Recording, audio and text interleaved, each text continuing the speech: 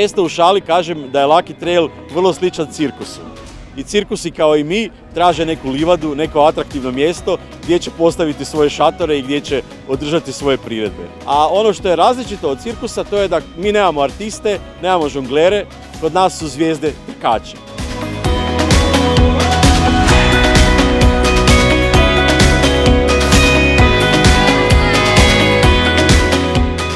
Danas se događa fantastična stvar. Evo. U okruženju Nature 2000, u okruženju povijesnog gradića Nina, 400 ljudi, veliki događaj za sve nas trkače, fantastična stvar.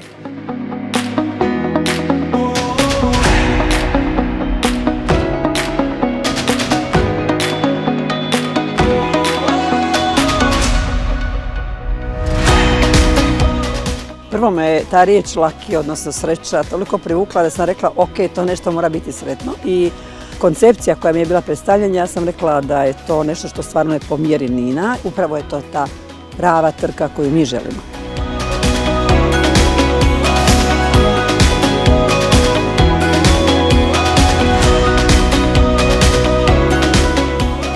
Osnovna ideja je to da je to timska utrka.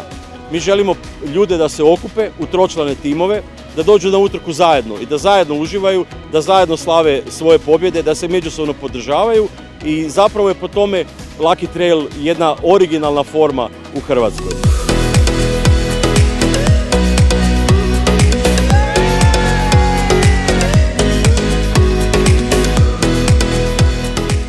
Druge utrke su ono klasično, dođu svi, otrče, vrate se natrag, a ovdje je neprekidni šušur koji se događa na startno-ciljnom prostoru gdje se ljudi međusobno bodre, gdje jedan drugome predaju čipove i zapravo je to zajedništvo osnovna ideja Lucky Traila.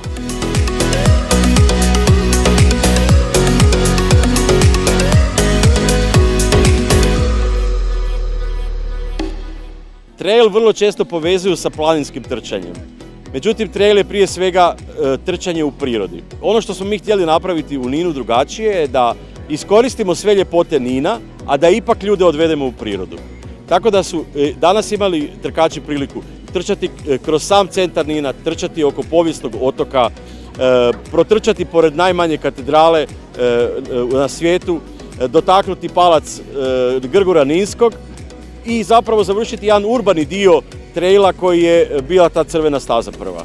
Nakon toga smo ih zaputili u pustopoljinu iznad Ninske Solane gdje su zaista istrčali pravi trail od 7 km. Nakon toga smo ih spustili kroz Solanu, što je, siguran sam, jedan od rijetkih privilegija koje može čovjek doživjeti, da trči kroz polja soli.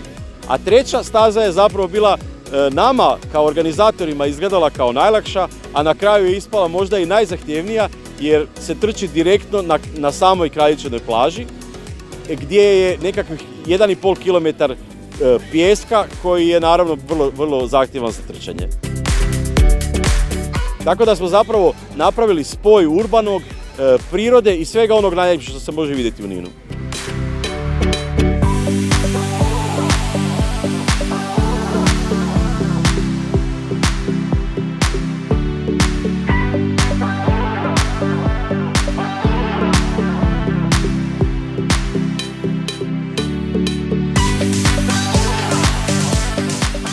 Prekrasno je, puno se trči uz vodu, non stop u principu cijelo vrijeme, samo naselje Stari grad, opet je sam po sebi lijep, borove šume ima, kogod je osmislil staze, odličan je posao odradili.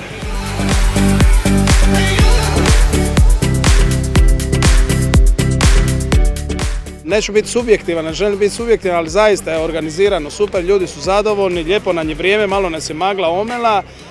I ja vjerujem da ne samo ovo, nego sve ovakve inicijative koji daju jedan određeni benefit u nekom društveno-socijalnom smislu će podržavati u buduće.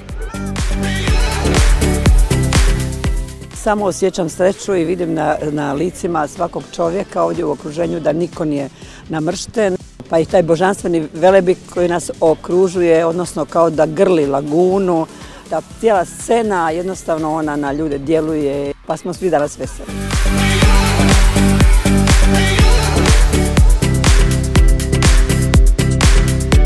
Nin je jedan lijepi mali gradić ovdje u Dalmaciji koji vrijedi ovakvu utrku. Organizacija od hrane, pića, staze kako je označena, volontera koji su uključeni tu, to je za mene sami vrh trail utrka koji se ovdje u Hrvatskoj održavaju.